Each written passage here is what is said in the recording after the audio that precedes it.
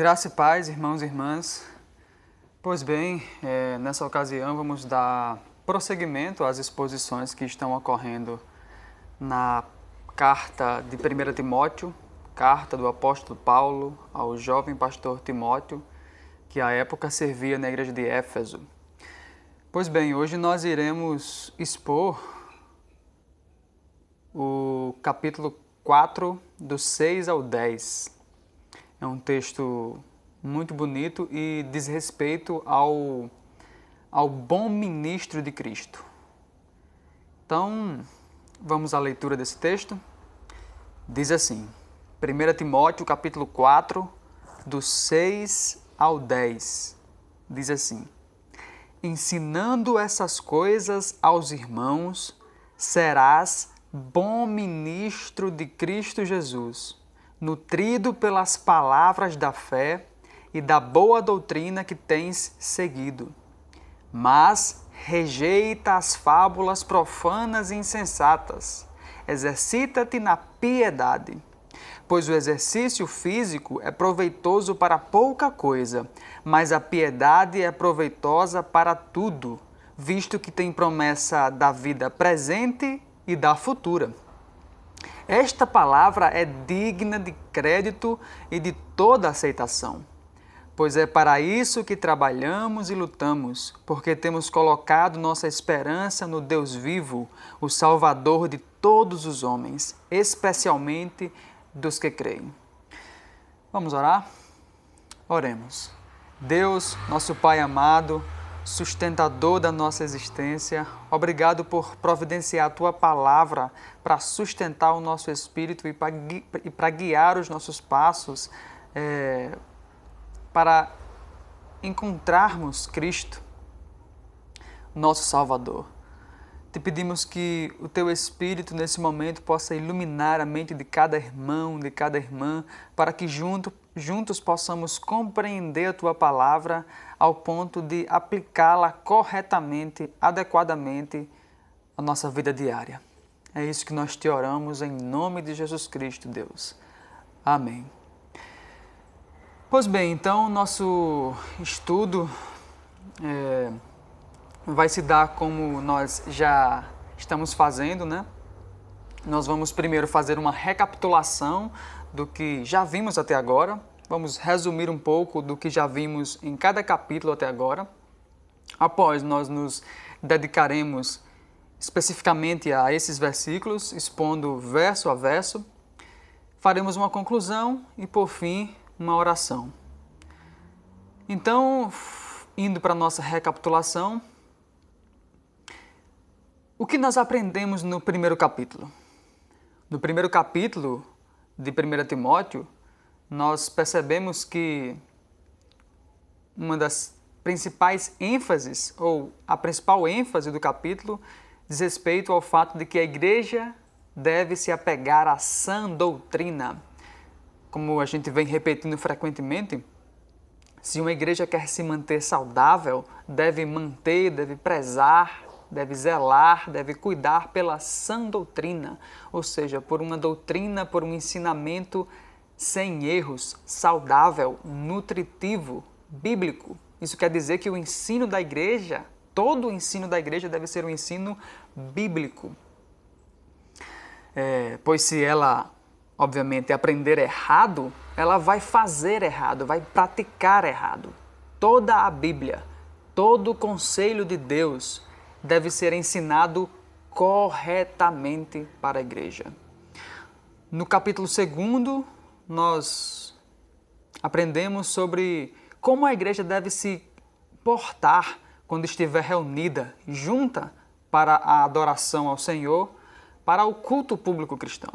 Nessa ocasião, deve-se orar por todas as pessoas, não necessariamente por cada uma individualmente, mas por todas as classes, todos os tipos de pessoas. Deve-se pregar o Evangelho para todos os povos, para todas as pessoas. Os homens devem orar em santidade, amor e paz. As mulheres devem se adornar, se embelezarem, para esse momento do culto com modéstia, com decência e com boas obras. Os homens devem exercer o ofício do ministério pastoral ordenado e as mulheres devem aprender a sã doutrina, a salvação que jamais lhe deve ser negada. O terceiro capítulo nos ensinou a respeito da qualificação necessária para o exercício da função ou do serviço pastoral e diaconal, assim como sobre o que é a Igreja de Deus.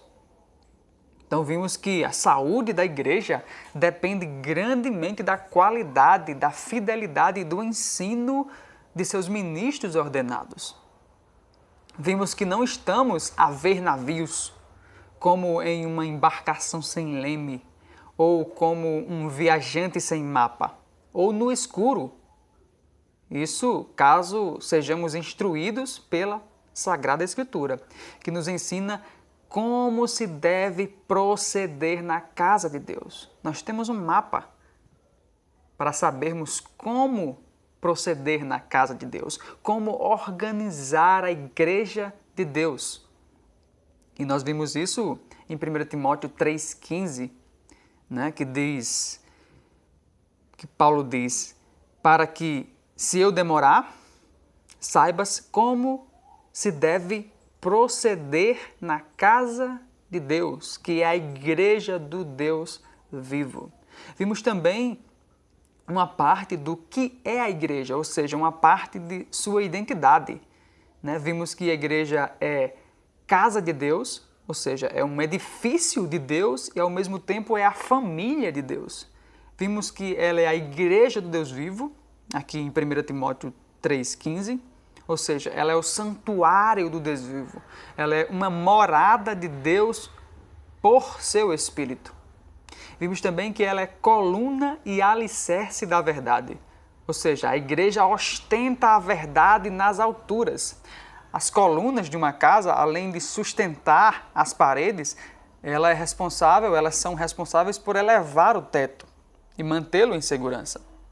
Então, quando a Escritura diz que a igreja é coluna da verdade, a Sagrada Escritura quer dizer mais ou menos isso nas palavras de John Stott, que a igreja ostenta a verdade nas alturas, de modo que esta seja vista e admirada pelo mundo, ou seja, está falando da proclamação do Evangelho. E, além de coluna, a igreja é alicerce da verdade, ou seja, a igreja é responsável por manter firme a verdade contra todas as tempestades de heresias e incredulidades. Ou seja, a igreja é responsável pela defesa e confirmação do Evangelho. Então, tudo isso nós vimos no capítulo 3. No quarto capítulo, que é esse que nós estamos, nós temos aprendido mais sobre a atuação dos falsos mestres, né, sobre os quais o apóstolo Paulo havia falado no capítulo 1 de 1 Timóteo. Se os irmãos forem ver a primeira exposição, os irmãos vão perceber que Paulo falou a respeito de falsos mestres. Então, esse capítulo 4 está apresentando um pouco mais o que esses falsos mestres estavam ensinando, qual era a influência deles na igreja. Então, nós vimos já, aqui no capítulo 4, que por trás dos falsos mestres vê-se a atividade das forças demoníacas, do maligno. Vê-se a influência maligna por trás, O capítulo 4, versículo 1 diz: o Espírito afirma expressamente que nos últimos tempos alguns se desviarão da fé e darão ouvidos a espíritos enganadores e a doutrinas de demônios. Vimos também que o diabo geralmente engana as pessoas fazendo uso de pessoas. Preste atenção, alguns aqui é uma referência a pessoas. Alguns se desviaram da fé e deram ouvidos a espíritos enganadores, foram influenciados por eles. No verso 2 do capítulo 4 diz: sob a influência da hipocrisia de homens mentirosos, que têm a consciência insensível. Então, o maligno geralmente se utiliza de pessoas para enganar outras pessoas. Vimos também que os falsos mestres têm a consciência cauterizada, ou seja, a consciência insensível, anestesiada, que não dá mais ouvido à voz da própria consciência. Por isso propagam mentiras sem nenhum constrangimento. No verso 2 do capítulo 4, diz sobre a influência da hipocrisia de homens mentirosos que têm a consciência insensível. Eles proíbem o casamento, proíbem o consumo de alimentos que Deus criou para ser consumido, enfim. Eles mentem descaradamente, sem nenhum constrangimento, porque têm a consciência insensível, cauterizada. E vimos como devem ser combatidos os falsos mestres e os falsos ensinos. Devem ser combatidos com a sã doutrina, né? No verso 4, no verso 5 do capítulo 4, diz assim: visto que todas as coisas criadas por Deus são boas, nada deve ser rejeitado se for recebido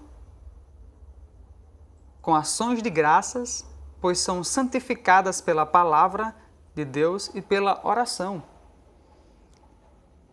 Então, o apóstolo Paulo aqui se utiliza da doutrina da criação para refutar os falsos mestres, dizendo: olha, Deus criou o casamento, Deus criou os alimentos, e tudo que Deus criou é bom e deve ser santificado em razão de estarem maculadas pela queda, né? Pela atuação da palavra de Deus mediante a oração a Deus. Então, nós fomos até o verso 5, né? O nosso irmão e amigo Júlio expôs 1 Timóteo 4, do 1 ao 5, e nós hoje iremos nos dedicar aos versículos 6 a 10. Então, do versículo 6 em diante, o apóstolo Paulo se dirige, né, a Timóteo pessoalmente, ensinando como ele deveria cumprir as tarefas que estavam sob a responsabilidade dele e como ele deveria lidar com o falso ensino, né? Então, o apóstolo Paulo se dirige para Timóteo e diz: ensinando essas coisas aos irmãos, versículo 6, serás bom ministro de Jesus Cristo, nutrido pelas palavras da fé e da boa doutrina que tens seguido. Ensinando essas coisas. Existem coisas, irmãos e irmãs, que devem ser ensinadas na igreja. Na igreja de Deus, o ensino da Escritura é fundamental. Não somente o ensino da Escritura, veja bem, mas o ensino correto da Escritura. Mateus 28, do 19 ao 20, que é o texto em que nós tomamos conhecimento da grande missão da igreja, ou aquela que é conhecida da grande comissão, diz: portanto, vão e façam discípulos de todas as nações, batizando-os em nome do Pai, do Filho e do Espírito Santo, ensinando-os a obedecer a tudo o que lhes ordenei, e eu estarei sempre com vocês até o fim dos tempos. Então, dentro da missão da igreja, há a missão de ensinar. A igreja não pode ficar sem ensinar aquilo que Cristo ordenou. E tudo aquilo que Cristo ordenou está registrado na Sagrada Escritura. Por isso que a igreja precisa de pastores aptos para ensinar. Lembra que nós vimos quando estávamos vendo as qualificações necessárias para a função ou para o exercício do ministério pastoral, que uma das qualificações necessárias era que o ministro fosse apto para ensinar? Pois bem, por causa disso, na igreja de Jesus Cristo é necessário que se ensine a Escritura. E que coisas são essas, mais especificamente, que devem ser ensinadas, né? O apóstolo Paulo diz a Timóteo: ensinando essas coisas, que coisas? Bom, todo o conselho de Deus, toda a sã doutrina, todo o evangelho de Jesus deve ser ensinado. Mas nesse caso aqui específico, né, o apóstolo Paulo está se referindo àquilo que ele tinha dito a Timóteo nos versos anteriores. Olha, ensine que existem falsos mestres disseminando falsas mensagens. Ensine como combater esses falsos ensinos, né? Então, esse falso ensino, como nós já recapitulamos, deveria ser combatido com a sã doutrina, em especial com a doutrina da criação, ou com o ensino bíblico sobre a criação, né? Paulo diz, visto que todas as coisas criadas por Deus, então ele está fazendo referência à doutrina da criação, ao fato de que Deus criou uma série de coisas e que essas coisas criadas foram boas ou são boas e que ninguém pode dizer que essas coisas não são boas. Muito embora elas estejam maculadas, manchadas pelo pecado, elas são santificadas pela palavra, pela oração e por um espírito grato a Deus, por uma postura de gratidão a Deus, reconhecendo que aquilo é bom, foi criado por Ele para o nosso usufruto e que nós podemos usar. Então, John Stott diz que não é que tudo seja bom, mas que tudo que Deus criou é bom. Então, as coisas criadas por Deus, nesse caso aqui do texto, o casamento e os alimentos, devem ser recebidos com gratidão, sendo santificados pela palavra de Deus e pela oração, uma vez que estão maculados pela queda. Então, era isso mais especificamente que o jovem pastor Timóteo deveria ensinar à igreja, né? Uma vez que era necessário que essa doutrina da criação fosse ensinada para que os irmãos e as irmãs pudessem combater o falso ensino, pudessem ficar atentos ao falso ensinamento e rejeitá-lo. Então percebe a importância da sã doutrina? A sã doutrina é fundamental para detectar o falso ensinamento e não segui-lo. Então, é fundamental o ensino da Sagrada Escritura, o ensino da sã doutrina, da doutrina saudável na igreja. E uma observação aqui sobre oração, né? Já que o texto tocou nesse tópico da oração, a oração aqui é a oração, obviamente, segundo a palavra de Deus. Veja, João capítulo 15, verso 7 diz: se vocês permanecerem em mim e as minhas palavras permanecerem em vocês, pedirão o que quiserem e lhes será concedido. Junte essa informação ou olhe ela em harmonia, em equilíbrio com o que o próprio João diz em 1 João 5,14. Ele diz assim: esta é a confiança que temos ao nos aproximarmos de Deus. Se pedirmos alguma coisa de acordo com a sua vontade, Ele nos ouve. E onde está a vontade de Deus revelada? Está aqui na Escritura. Então, se as palavras de Deus, reveladas na Escritura, permanecem em nós, nós passamos a orar de acordo com a vontade de Deus. E podemos ter a certeza de que essas orações serão ouvidas e, no seu tempo, atendidas. Então, após essa observação, né, retornamos para o ponto central do texto, né? Então, nesse caso específico, a doutrina que deveria ser ensinada era a doutrina da criação, né? Para que, através dela, se combatesse o falso ensino. Mas não somente essa doutrina deveria ser ensinada, mas tudo aquilo que o apóstolo Paulo já vem pedindo para que o Timóteo ensine aos Efésios, né? Desde o capítulo 1, o apóstolo Paulo vem incentivando o jovem pastor Timóteo a ensinar o Evangelho, a pregar o Evangelho, a pregar sobre a importância da sã doutrina, a expor a sã doutrina do Senhor, a combater o falso ensino, ensinando como organizar o culto na igreja, ensinando como escolher e ordenar pastores e diáconos. Então, como todo pastor, Timóteo deveria pregar e ensinar o rebanho, combater o falso ensino e proteger o rebanho dos lobos, dos falsos profetas, dos falsos apóstolos, dos falsos mestres, dos falsos pastores. Deveria aconselhar, disciplinar e cuidar, alimentando o rebanho com a palavra de Deus. E veja, ensinando essas coisas aos irmãos. Irmãos é uma forma de falar das pessoas que fazem parte da igreja de Deus. É uma forma de dizer que a igreja de Deus é uma família, por isso a palavra irmãos. Então ele deveria se dirigir aos irmãos. Ele também fazia parte da igreja.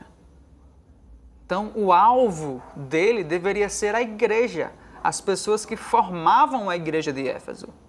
Ele não deveria estar ali para alimentar ou massagear o seu próprio ego, ou para demonstrar todo o seu carisma, seu charme, para aparecer ou para fazer daquilo trampolim para galgar outras posições. Não, ele deveria ensinar essas coisas aos irmãos, à igreja, alimentar a igreja do Senhor, nutrir a igreja do Senhor com a palavra dele?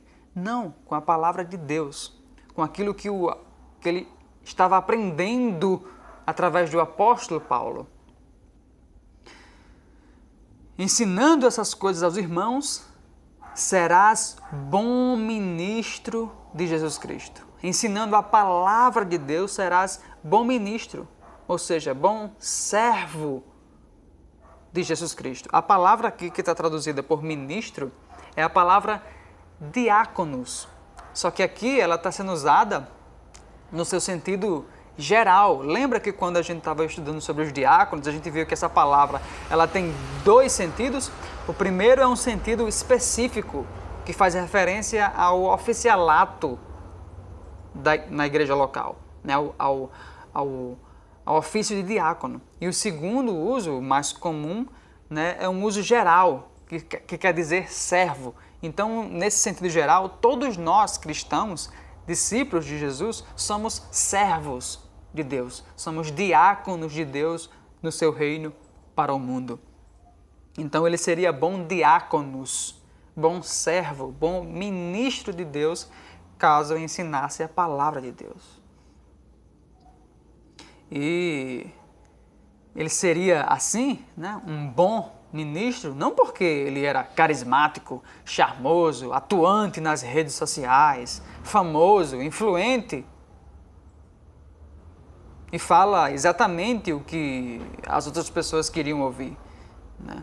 Não, esses não são critérios bíblicos para saber se um pastor é bom ministro de Cristo Jesus. O critério para saber se um pastor é bom ministro de Cristo Jesus é se ele ensina a palavra. Se ele ensina a palavra corretamente, de maneira justa, exata. Então, era assim que ele seria um bom ministro de Jesus Cristo. E o texto segue dizendo que ele seria um bom ministro de Jesus Cristo, nutrido pelas palavras da fé. Ou seja, fé aqui é todo o corpo de verdade e conhecimento de Deus revelados no Evangelho. E o jovem pastor Timóteo deveria se alimentar disso, ao mesmo tempo que deveria alimentar a igreja com isso, né? Então, alimentado e nutrido pelo Evangelho. E o Evangelho é a boa nova de que fomos salvos pela graça. Estávamos mortos em nós mesmos, em desamor, egoísmo, orgulho e soberba. Nosso espírito estava morto, completamente distantes da vida. Estávamos mortos no pecado, bem lá dentro do monturo. Não havia nada que pudéssemos fazer para sairmos de lá. Estávamos mortos lá e mortos não podem fazer nada por si mesmos. Por isso foi que o Pai Criador enviou Jesus, o Cristo, o Deus invisível encarnado, direcionando a justiça, a ira, a punição que merecíamos para Ele, nos salvando dessa maneira, caso creiamos e nos arrependamos, do cálice da ira de Deus, da perdição, da depravação e morte eterna, de nós mesmos e da completa distância, alienação de Deus. Fomos salvos, irmãos e irmãs, pela graça, e isso não vem de nós, mas é um dom de Deus. Não de obras para que ninguém se glorie. Fomos criados para fazermos boas obras para a glória de Deus, e não boas obras para sermos salvos. Não é isso que diz Efésios 2, do 1 ao 5? Que diz assim: vocês estavam mortos em suas transgressões e pecados, nos quais costumavam viver quando seguiam a presente ordem deste mundo e o príncipe do poder do ar, o espírito que agora está atuando nos que vivem na desobediência. Anteriormente, todos nós também vivíamos entre eles, satisfazendo as vontades da nossa carne, seguindo os seus desejos e pensamentos. Como os outros, éramos por natureza merecedores da ira de Deus. Todavia, Deus, que é rico em misericórdia, pelo grande amor com que nos amou, deu-nos vida com Cristo quando ainda estávamos mortos em transgressões. Pela graça vocês são salvos. Pois vocês são salvos pela graça, por meio da fé. E isso não vem de vocês, é um dom de Deus. Não de obras, para que ninguém se glorie, porque somos criação de Deus realizada em Cristo Jesus para fazermos boas obras, as quais Deus preparou antes para nós as praticarmos. Isso é o Evangelho. Era isso que o jovem pastor Timóteo deveria expor à igreja. Era o Evangelho e as suas implicações, as implicações do Evangelho para cada área da vida, para cada dimensão da existência, para cada aspecto da nossa vivência no mundo. Era isso que o jovem Timóteo deveria fazer. Anunciar o Evangelho e a sã doutrina do nosso Senhor e Salvador Jesus Cristo. Além de anunciar, ele deveria se nutrir disso, né? Então, nutrido pelas palavras da fé, que é o Evangelho, e da boa doutrina que tens seguido, ou seja, alimentado e nutrido também pela sã doutrina. O que é a sã doutrina? É o correto ensinamento bíblico sobre os vários temas apresentados pela Escritura. Por exemplo, a criação, a gente acabou de pensar um pouco sobre a doutrina da criação, a queda, o pecado, a salvação, a redenção, a santificação e assim sucessivamente. A sã doutrina é um resumo dos ensinamentos bíblicos que são tanto fiéis à Bíblia quanto úteis à vida. Então, isso é a sã doutrina.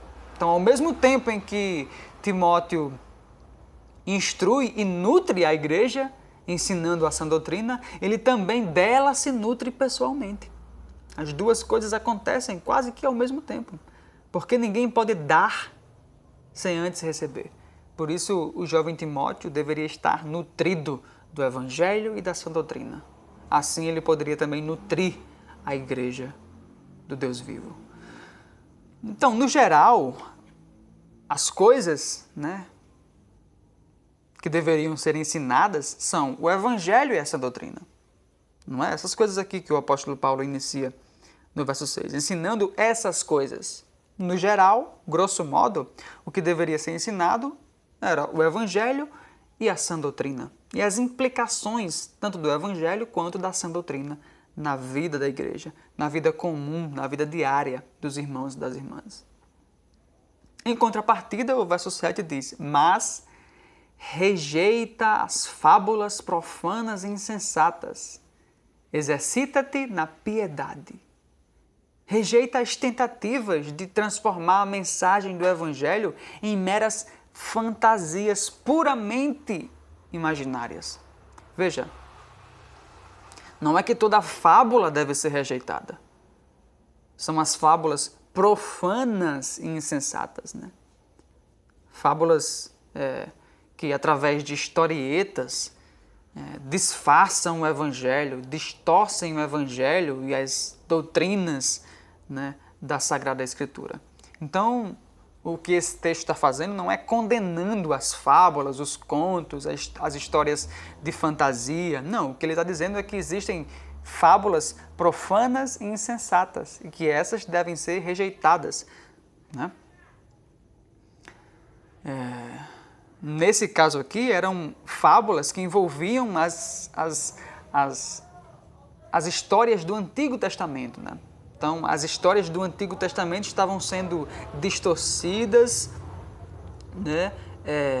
como meras fantasias, como mero conteúdo imaginário, né, ou imaginativo, e isso estava influenciando também a mensagem do Evangelho. Então, o que o apóstolo Paulo ensina ao jovem Timóteo é que essas fábulas deveriam ser rejeitadas, porque elas vão de encontro à sã doutrina, de encontro ao Evangelho de nosso Senhor e Salvador Jesus Cristo. Em contrapartida a isso, ele diz: exercita-te na piedade. Aqui ele muda a metáfora da alimentação para a do exercício físico. Perceberam? Ele vinha falando sobre se nutrir pelas palavras da fé e da boa doutrina. Estava falando de nutrição, né, de alimentação, e agora ele vai falar de exercício físico. Então ele mudou a metáfora para ajudar a gente a entender, né? Exercita-te na piedade. E o que é piedade? Piedade aqui não é a característica de alguém que é misericordioso. Né? Piedade aqui é o que é próprio de alguém pio, ou seja, de alguém que tem reverência, amor e devoção por Deus. É uma postura de reverência e respeito em razão de se estar admirado, fascinado, maravilhado, deslumbrado por um Cristo tão desejado. Uma pessoa piedosa é uma pessoa que passa a desenvolver a sua vida não mais centrada em si, mas centrada em Deus. É isso que significa uma pessoa piedosa, uma pessoa que tem devoção por Deus, né? De modo que tudo o que se faz, ou tudo o que essa pessoa faz, tudo que uma pessoa piedosa, que tem devoção por Deus faz, é em serviço, é em culto, em adoração a Deus. Se prepara um café para um amigo ou uma amiga, faz disso um serviço a Deus servindo ao próximo. Se propõe a ouvir um amigo ou uma amiga em suas dificuldades, faz disso um serviço a Deus servindo ao próximo. Se emprega alguém em sua empresa a um salário justo e digno, faz disso um serviço a Deus servindo ao próximo. Se cuida da limpeza das dependências da igreja ou do prédio onde a igreja se reúne, faz disso um serviço a Deus servindo ao próximo. Se ora por alguém, faz disso um serviço a Deus servindo ao próximo. Percebem? A atitude de alguém piedoso, de alguém pio, é demonstrada dessa maneira. Ela age sempre diante de Deus, para Deus, em função de Deus. Pessoas piedosas são pessoas que fazem tudo diante de Deus, ou corandel. É o contrário do ímpio. O ímpio é alguém que não crê em Deus, é irreverente para com Ele, não nutre ou exercita nenhuma devoção a Ele. E então surge um questionamento, né? Uma vez que a gente, creio, entendemos o que é alguém piedoso, né? Como nos exercitamos nisso, né? Na piedade, ou seja, na devoção a Deus. Porque Paulo insta Timóteo a exercitar-se na piedade. Como a gente faz isso? Certamente sendo exposto, ouvindo e praticando a palavra de Deus, lendo e meditando na palavra de Deus. Porque, claro que a Bíblia é, sem sombra de dúvida, o livro mais piedoso que já existiu. Então nós desenvolvemos ou nos exercitamos na nossa piedade quando fazemos essas coisas. Quando oramos a Deus, intercedendo por amigos, por amigas, irmãos, pelo próximo. Quando servimos a Deus, servindo uns aos outros. Quando mantemos relacionamento, comunhão com a igreja, com os irmãos e as irmãs que formam a igreja. Quando nós confiamos em Deus, praticando e desenvolvendo o fruto do Espírito que é amor, alegria, paz, paciência, amabilidade, bondade, fidelidade, mansidão e domínio próprio. Então é assim que nós desenvolvemos, nos exercitamos na piedade, na devoção a Deus. Exercita-te na piedade. Ou seja, desenvolva uma autodisciplina para a prática de exercícios espirituais. E aí no próximo verso o apóstolo Paulo vai realizar uma comparação entre o exercício físico e o exercício da piedade ou exercício espiritual, com o objetivo de entendermos a importância de exercitar a piedade. Veja, no versículo 8 ele diz: pois o exercício físico é proveitoso para pouca coisa, mas a piedade é proveitosa para tudo, visto que tem promessa da vida presente e da futura. Pois o exercício físico é proveitoso para pouca coisa. Veja, o exercício físico é proveitoso, mas para pouca coisa. E por quê?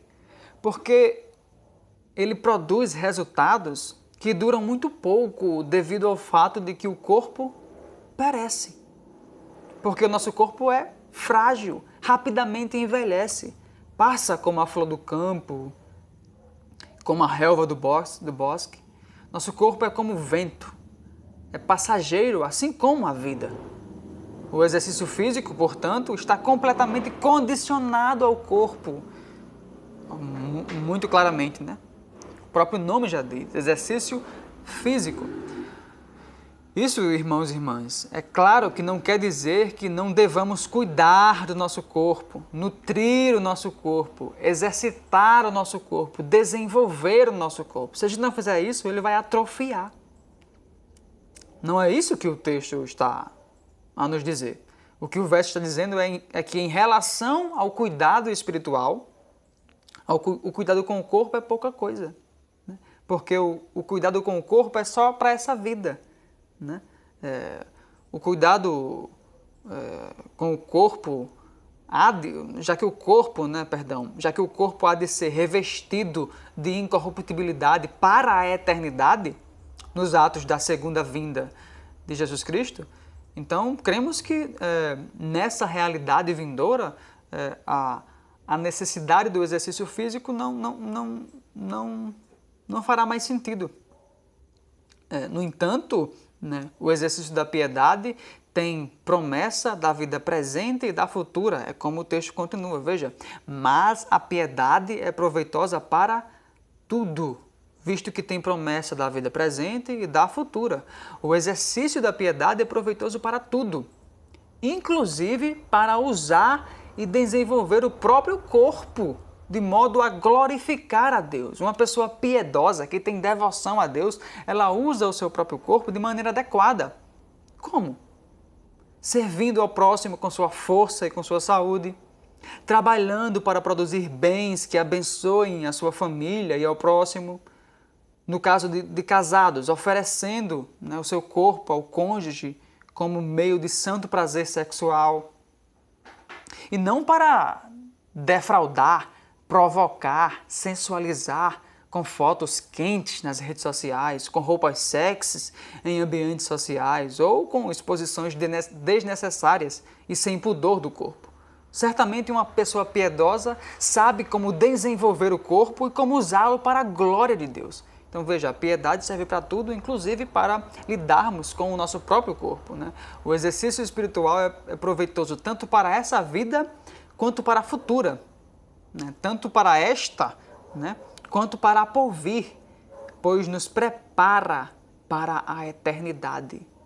A promessa que o texto fala é que ela já começa aqui, agora, a nos preparar para estarmos diante de Deus na eternidade. Então, o desenvolvimento de uma vida piedosa, né, de uma vida em devoção a Deus, já nos prepara para estarmos diante de Deus no porvir, diante de Deus na eternidade. E o apóstolo Paulo diz no versículo 9 que esta palavra é digna de crédito, ou seja, digna de toda aceitação. O que o apóstolo Paulo disse, né, acabou de dizer, é algo digno de confiança. É algo certo, a respeito do qual não paira dúvidas. É algo que deve ser levado em alta conta. Não que aquilo que ele passará a dizer, ou o que ele disse antes, bem antes, na carta, não seja confiável, né? Mas aqui ele usa esse recurso da linguagem para chamar mais atenção para o que ele acabou de dizer, para dar mais ênfase, né, ao que ele disse. Esse mesmo recurso, lembra que ele já tinha utilizado anteriormente, lá no capítulo 1, versículo 15, e no capítulo 3, versículo 1. Aqui ele faz referência ao proveito da piedade, ao quanto a piedade é proveitosa. Isso, né, que a piedade é proveitosa tanto para essa vida quanto para a futura, é algo digno de crédito, né? E o que o verso 10 vai dizer, inclusive, é uma retomada do verso 8, ou é um desenvolvimento do verso 8, né? E ele está chamando a atenção para o fato de que isso é digno de crédito, né? Então, né, indo para o nosso último verso, né, deste momento, o verso 10, ele nos diz exatamente assim: pois é para isso que trabalhamos e lutamos, porque temos colocado nossa esperança no Deus vivo, o Salvador de todos os homens, especialmente dos que creem. Pois é para isso que trabalhamos e lutamos, para que o Evangelho seja anunciado e compreendido, para que converta e transforme mentes e corações. Porque só assim ímpios serão transformados em pios ou em pessoas piedosas. Só assim passarão a nutrir e a exercitar reverência, amor e devoção a Deus. Só assim desenvolverão uma vida centrada em Deus e não mais em si mesmos. Só assim estarão no porvir, na eternidade com Deus. Só através da mensagem do Evangelho. E por isso nós trabalhamos e lutamos, né, para sermos assim bons ministros de Cristo Jesus na pregação do Evangelho e na pregação da sã doutrina. Porque temos colocado nossa esperança no Deus vivo, né, e continuamos assim, né, trabalhando e lutando justamente por isso, porque temos colocado nossa espera, nossa esperança, nossa expectativa no Deus vivo, não em um Deus morto. É Ele quem faz com que sua palavra não volte vazia. É Ele quem termina a boa obra de transformação que Ele começou em cada vida, em cada pessoa que Ele chamou. É Ele que, pelo seu Espírito, maneja a espada do Espírito, que é a palavra de Deus, para cortar, transformar o nosso ser.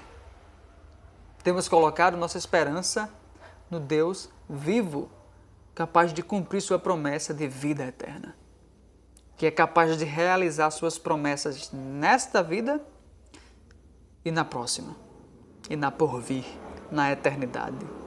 Essa é uma grande motivação para uma vida de luta e conflito na propagação do Evangelho e no ensino da sã doutrina.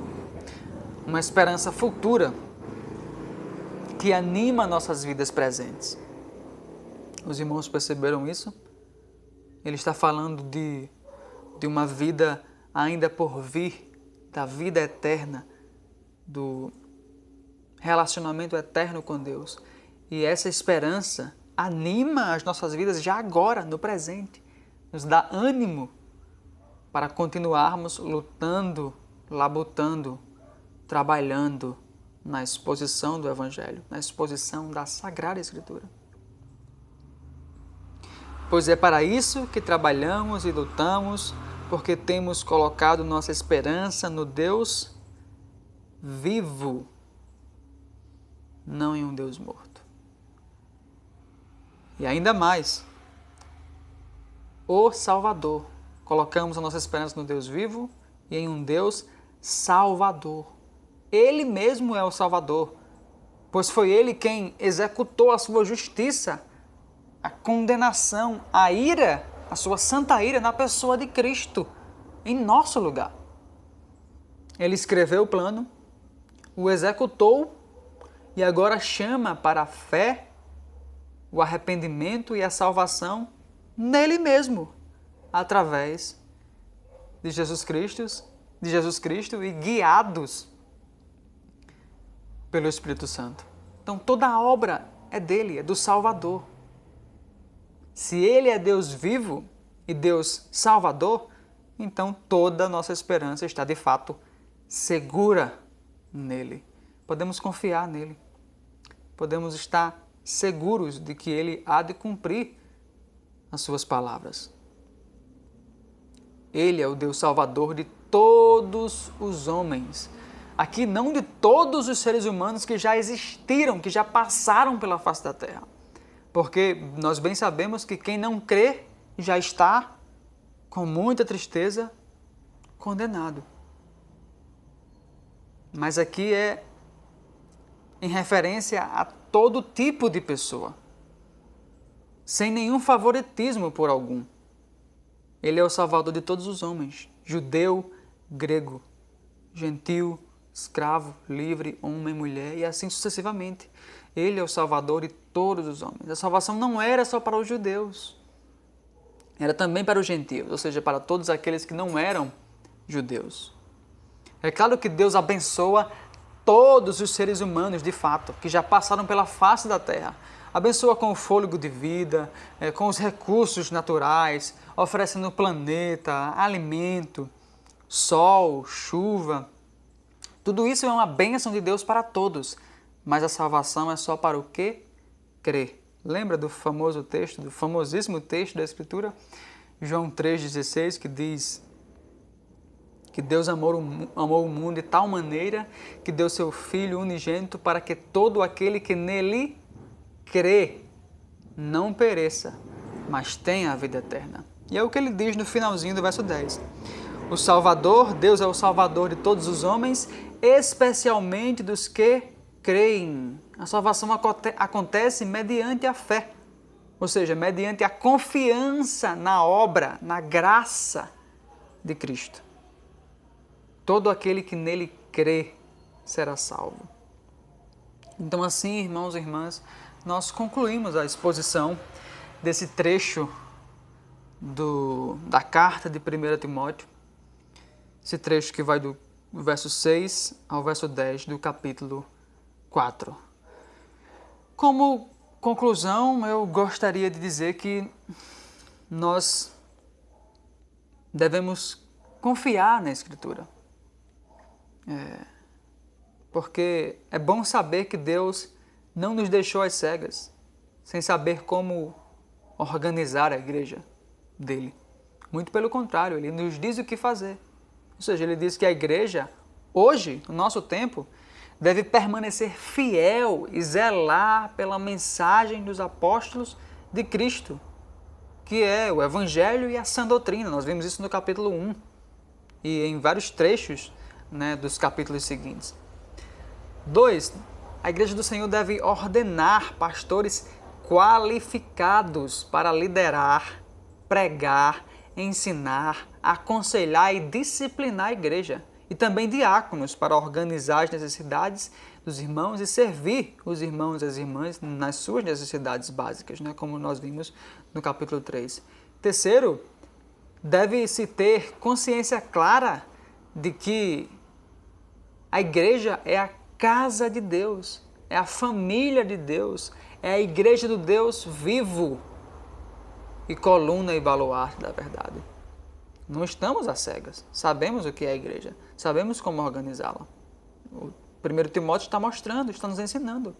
4, a igreja deve combater falsos ensinos e falsos mestres, como nós vimos no capítulo 1 e agora estamos vendo no capítulo 4.